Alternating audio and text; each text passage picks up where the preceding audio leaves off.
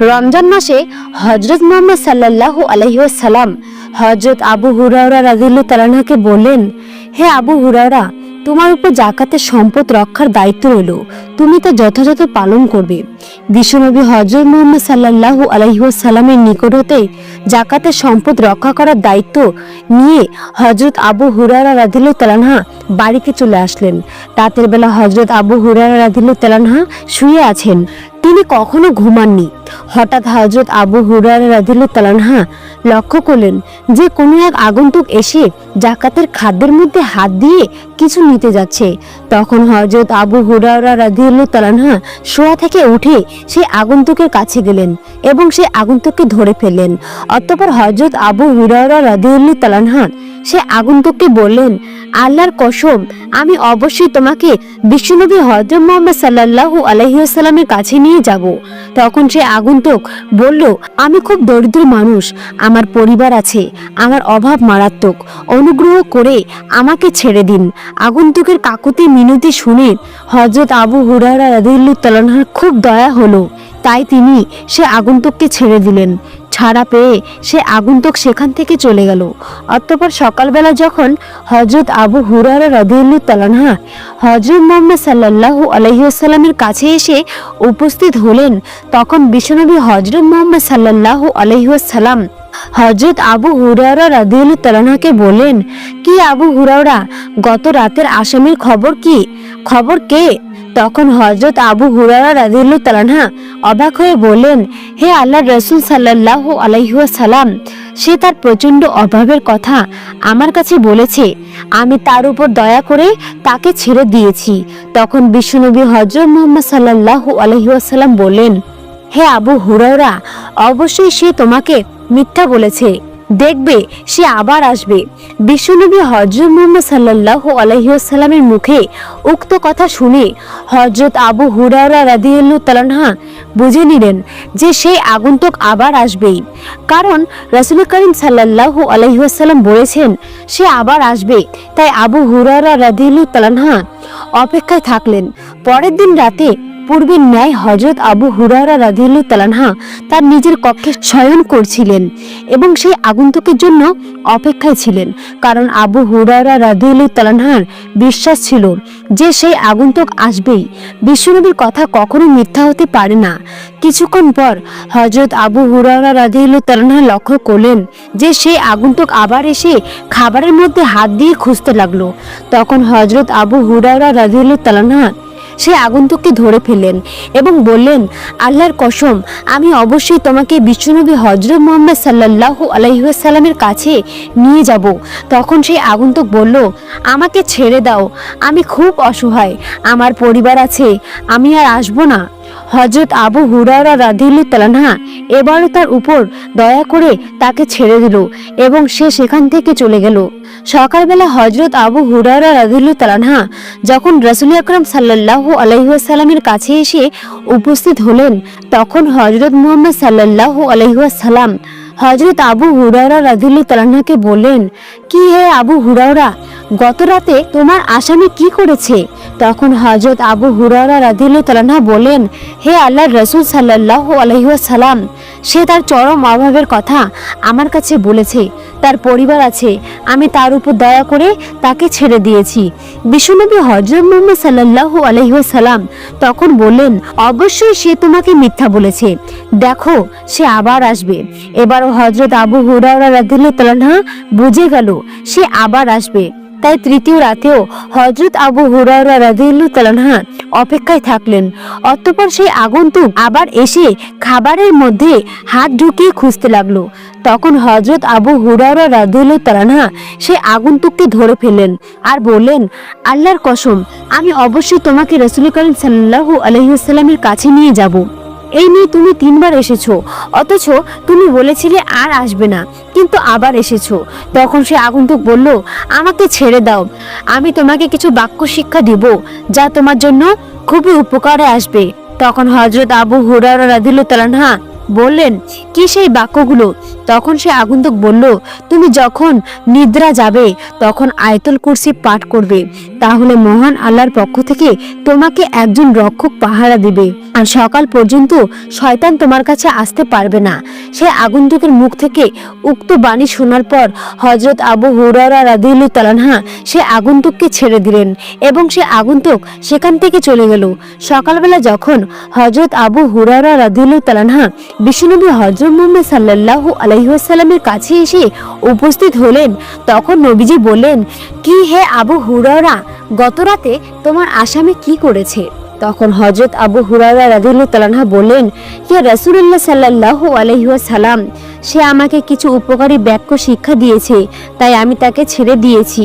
বিশ্বনবী হযরত মুহাম্মদ সাল্লাল্লাহু আলাইহি ওয়াসাল্লাম তখন জিজ্ঞেস করলেন, তোমাকে সে কি শিক্ষা দিয়েছে? তখন হযরত আবু হুরায়রা রাদিয়াল্লাহু তাআলা আনহু বললেন, সে বলেছে, যখন তুমি নিদ্রা যাবে তখন আয়াতুল কুরসি পাঠ করবে, তাহলে আল্লাহর পক্ষ থেকে তোমাকে একজন রক্ষক পাহারা দিবে, আর সকাল পর্যন্ত শয়তান তোমার কাছে আসতে পারবে না। তখন উপস্থিত সকল সাহাবায়ে কেরাম এই শিক্ষণীয় বিষয়ে জানতে খুবই আগ্রহী হয়ে উঠলেন।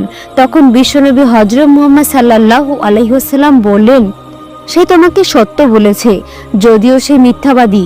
হে আবু হুরায়রা, গত 3 রাত যার সাথে কথা বলেছো, তুমি কি জানো সেই ব্যক্তি কে?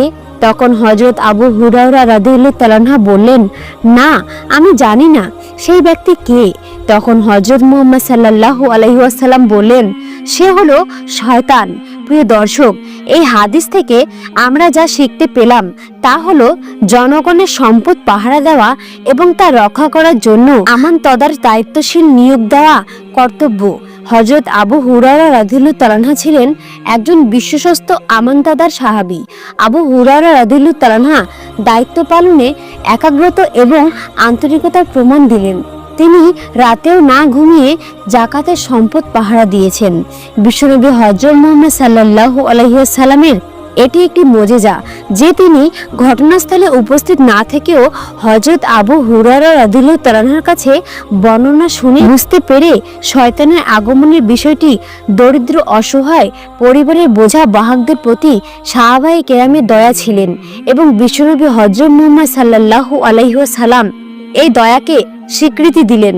নবীজি আবু হুরায়রা রাদিয়াল্লাহু তাআলা আনহুকে বললেন, না, তাকে কেন ছেড়ে দিলে, কেন দয়া দেখালে? সাহাবায়ে কেরামের কাছে ইলম বা বিদ্যার মূল্য কতখানি ছিল যে অপরাধী শয়তান যখন তাকে কিছু শেখাতে চাইল তখন তা শিখে নিলেন এবং তার মূল্যায়ন তাকে ছেড়েও দিলেন। খারাপ বা অসত্য মানুষ বা জিন শয়তান যদি ভালো কোনো কিছু শিক্ষা দেয় তা শিখতে কোনো দোষ নেই, তবে কথা হলো তার ষড়যন্ত্র এবং অপকারিতা সম্পর্কে সচেতন থাকতে হবে। যেমন রাসূল করিম সাল্লাল্লাহু আলাইহি ওয়াসাল্লাম বলেন, সে তোমাকে সত্য বলেছে, তবে সে মিথ্যুক। এই বিষয়টিকে শিক্ষার একটি মূলনীতি হিসেবে গ্রহণ করা যায়। জিন শয়তান মানুষের খাদ্য খাবারে হাত দেয়, তা থেকে গ্রহণ করে এবং নষ্ট করে। আয়াতুল কুরসি একটি মস্ত বড় সুরক্ষা। যারা আমল করতে পারে তাদের উচিত এই আমলটি ত্যাগ না করা। রাতে নিদ্রার পূর্বে এটি পাঠ করলে পাঠকারী সকল প্রকার অনুষ্ঠিত থেকে মুক্ত থাকবে এবং জিন শয়তান বা অন্য কিছুই তার উপর চড়াও হতে পারবে না। মহান আল্লাহ রাব্বুল আলামিন আমাদের সবাইকে এই 30টি রমজানে বেশি বেশি আয়াতুল কুরসি পাঠ করে নিজেকে রক্ষা করা এবং সওয়াব অর্জনের তৌফিক দান করুন। সবাই কমেন্টে লিখুন আমিন। রমজান মাসের এক রাত্রে বিশ্বনবী হযরত মুহাম্মদ সাল্লাল্লাহু আলাইহি ওয়াসাল্লাম সেহরি খাচ্ছিলেন। নবীজি সাল্লাল্লাহু আলাইহি ওয়াসাল্লাম সেহরিতে ছাগলের শিরি খাচ্ছিলেন, আর সেই সময় হযরত আলী রাদিয়াল্লাহু তাআলা আনহু নবীজি সাল্লাল্লাহু আলাইহি ওয়াসাল্লামের সঙ্গেই ছিলেন। এমন সময় হযরত বেলাল রাদিয়াল্লাহু তাআলা আনহু সেখানে এসে উপস্থিত হলেন এবং বলতে লাগলেন, ইয়া রাসূলুল্লাহ সাল্লাল্লাহু আলাইহি ওয়াসাল্লাম, সময় তো শেষ হয়ে গিয়েছে আর আমি আজান দিতে মসজিদে যাচ্ছি, দয়া করে আপনি তাড়াতাড়ি খাবার খাওয়া বন্ধ করুন।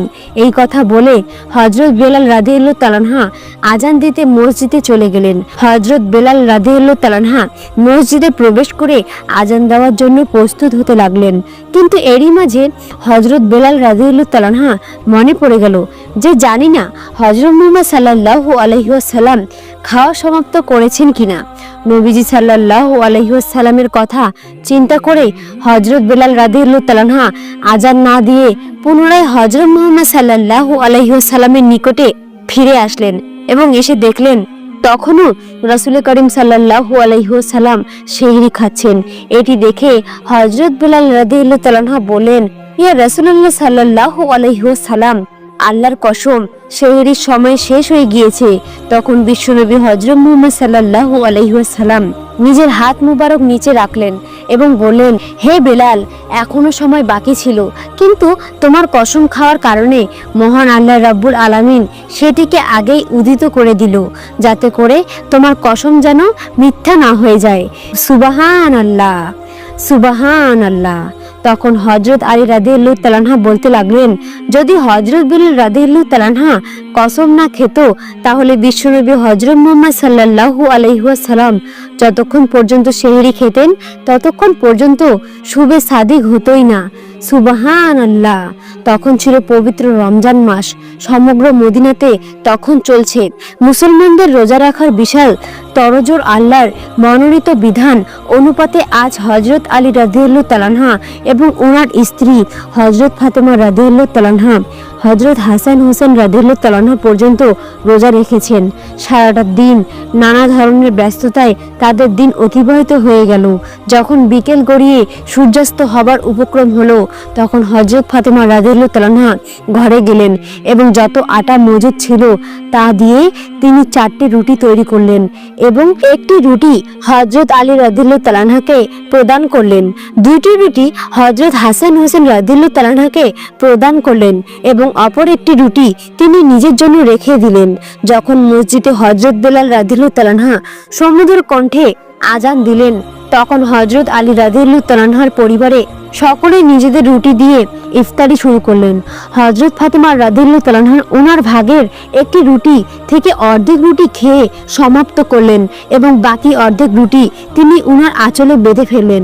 এই দৃশ্য দেখে হযরত আলী রাদিয়াল্লাহু তাআলা আনহা স্ত্রী হযরত ফাতেমা রাদিয়াল্লাহু তাআলা আনহাকে উদ্দেশ্য করে বললেন, হে ফাতেমা, তুমি তো মাত্র অর্ধেক রুটি খেলে, তোমার কি কোনো ক্ষুধা নেই? হযরত হাসান এবং হোসেন রাদিয়াল্লাহু তাআলা আনহা এই দৃশ্য দেখে তাদের আম্মাকে একই প্রশ্ন করলেন, আম্মা জান, ঠিকই তো আপনি অর্ধেক রুটি খেলেন, আর বাকি অর্ধেক রুটি না খেয়ে কেন আঁচলে বাঁধলেন? তখন জবাবে হযরত ফাতেমা রাদিয়াল্লাহু তাআলা আনহা বললেন, যখন আমি রুটি খাচ্ছিলাম তখন হঠাৎ করে আমার আব্বাজানের কথা মনে পড়ে গেল। যদিও এখানে আমরা বসে বসে ইফতার করছি, এমনও তো হতে পারে যে অন্যদিকে আমার আব্বাজান না খেয়ে আছেন। একজন মেয়ে তার আব্বাজানকে অভুক্ত রেখে কিভাবে পেট ভরে খেতে পারে? এই কথা বলে হযরত ফাতেমা রাদিয়াল্লাহু তাআলা আনহা বিশ্বনবী হযরত মুহাম্মদ সাল্লাল্লাহু আলাইহি ওয়াসাল্লামের ঘরের উদ্দেশ্যে রওনা দিলেন। যখন হযরত ফাতেমা রাদিয়াল্লাহু তাআলা আনহা হযরত মুহাম্মদ সাল্লাল্লাহু আলাইহি ওয়াসাল্লামের ঘরে পৌঁছালেন, তখন তিনি দেখলেন যে হযরত মুহাম্মদ সাল্লাল্লাহু আলাইহি ওয়াসাল্লাম মাগরিবের নামাজ পড়তে ইতিমধ্যেই মসজিদে চলে গেছেন। তিনি তখন ওনার আব্বাজানের অপেক্ষায় ঘরের দরজায় সামনে দাঁড়িয়ে দাঁড়িয়ে অপেক্ষা করতে লাগলেন। যখন নামাজ শেষে আমাদের নবী হযরত মুহাম্মদ সাল্লাল্লাহু আলাইহি ওয়াসাল্লাম নিজের ঘরে ফিরে এলেন, তখন তিনি দেখতে পেলেন যে ওনার আদরের মেয়ে হযরত ফাতেমা রাদিয়াল্লাহু তাআলা আনহা দরজার সামনে দাঁড়িয়ে আছেন। হযরত মুহাম্মদ সাল্লাল্লাহু আলাইহি ওয়াসাল্লাম ওনার আদরের মেয়ে হযরত ফাতেমা রাদিয়াল্লাহু তাআলা আনহাকে উদ্দেশ্য করে প্রশ্ন করলেন, হে মা ফাতেমা, আজ হঠাৎ করে এই সময় তুমি ঘরের বাইরে দাঁড়িয়ে আছো কেন? এরপর নবী করিম সাল্লাল্লাহু আলাইহি ওয়াসাল্লাম ওনার আদরের মেয়ে হযরত ফাতেমা রাদিয়াল্লাহু তাআলা আনহাকে নিয়ে ঘরে ঢুকলেন। তখন হযরত ফাতেমা রাদিয়াল্লাহু তাআলা আনহা নবীজি সাল্লাল্লাহু আলাইহি ওয়াসাল্লামকে উদ্দেশ্য করে বললেন, আব্বাজান, আজ যখন আমি ইফতার করছিলাম তখন আপনার কথা আমার প্রচণ্ড মনে পড়ছিল, তাই আমি আমার খাবারের অর্ধেক আপনার জন্য নিয়ে এসেছি। এই কথা শুনে দয়াল নবী 2 চোখের পানি ছেড়ে দিয়ে বললেন, মা, তুমি আজ আমার জন্য খাবার নিয়ে এসে অনেক উপকার করেছো। আজ যদি তুমি আমার জন্য খাবার নিয়ে না আসতে, তাহলে হয়তো 4র্থ দিনের মতো আমাকে অভুক্ত অবস্থায় থাকতে হতো। নবীর মুখে এমন কথা শুনে হযরত ফাতেমা রাদিয়াল্লাহু তাআলা আনহা 2 চক্ষু অশ্রুসিক্ত হয়ে গেল। হযরত ফাতেমা রাদিয়াল্লাহু তাআলা আনহা নিজের আঁচল থেকে সেই রুটির অর্ধেক টুকরো বের করে ছিঁড়ে ছিঁড়ে আমাদের নবী হযরত মুহাম্মদ সাল্লাল্লাহু আলাইহি ওয়াসাল্লামকে খাওয়াতে লাগলেন এবং অশ্রুসিক্ত কণ্ঠে আমাদের নবীকে বললেন, আব্বাজান, আজ হয়তো আমার বদৌলতেই আপনি কিছু খেতে পেয়েছেন, কিন্তু কাল কি হবে? কালকে আপনি খাবারের জন্য কি পাবেন? আমাদেরই বা কি হবে? আমরা তো এটাও জানি না যে কাল আমরা কিছু খাবার পাবো কি না। উক্ত কথাগুলি শুনে হযরত মুহাম্মদ সাল্লাল্লাহু আলাইহি ওয়াসাল্লাম ওনার আদরের মেয়ে হযরত ফাতেমা রাদিয়াল্লাহু তাআলা আনহাকে উদ্দেশ্য করে বললেন, মা, বেশি বেশি ধৈর্য ধারণ করো, কারণ আমাদের এই ধৈর্যের কারণে মহান আল্লাহ তাআলা আমার দুর্বল উম্মতের গুনাহ সমূহকে ক্ষমা করে দিবেন। সুবহানাল্লাহ। প্রিয় বন্ধুরা, এই ছিল নবীর পরিবারের কষ্টের রোজা। হযরত মুহাম্মদ সাল্লাল্লাহু আলাইহি ওয়াসাল্লাম তার উম্মতকে অর্থাৎ আমাদেরকে বাঁচানোর জন্য কতই না প্রচেষ্টা করেছেন। 3 দিন যাবত না খেয়ে কাটিয়েছেন, কিন্তু তিনি বিন্দুমাত্র কষ্ট পাননি। হযরত মুহাম্মদ সাল্লাল্লাহু আলাইহি ওয়াসাল্লাম চেয়েছিলেন ওনার কষ্টের বিনিময়ে যেন ওনার উম্মত অর্থাৎ আমাদের গুনাহ সমূহকে ক্ষমা করে দেওয়া হয়। কিন্তু প্রিয় দর্শক, আমরা নবীজি সাল্লাল্লাহু আলাইহি ওয়াসাল্লামের উম্মত হয়েও নবীজির সুন্নত পালন করি না।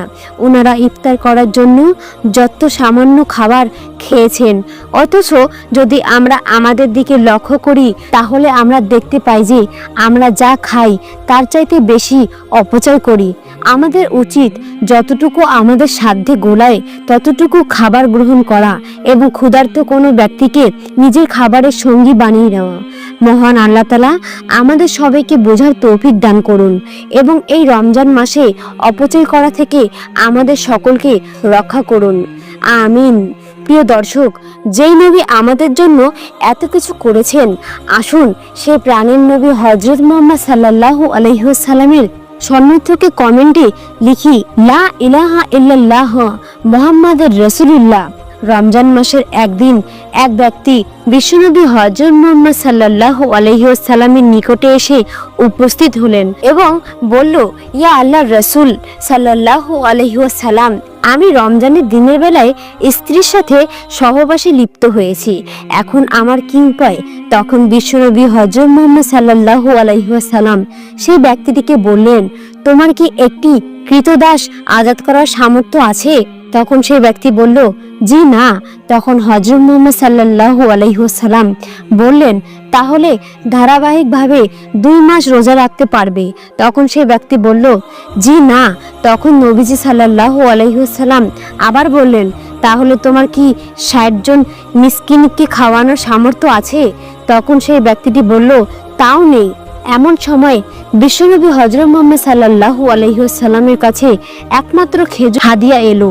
তখন বিশ্বনবী হযরত মুহাম্মদ সাল্লাল্লাহু আলাইহি ওয়াসাল্লাম ব্যক্তিটিকে বললেন, এইগুলো তোমার পক্ষ থেকে গরিবদের মাঝে দিয়ে দাও। তখন সেই ব্যক্তিটি বলল, আমাদের চেয়েও গরিবকে দিব? মদিনার 2 সীমান্তের মাঝে তো আমাদের চেয়ে গরিব আর কেউ নেই। তখন নবীজি সাল্লাল্লাহু আলাইহি ওয়াসাল্লাম বললেন, তাহলে এইগুলো তোমার পরিবারকেই খাইয়ে দাও। সুবহানাল্লাহ।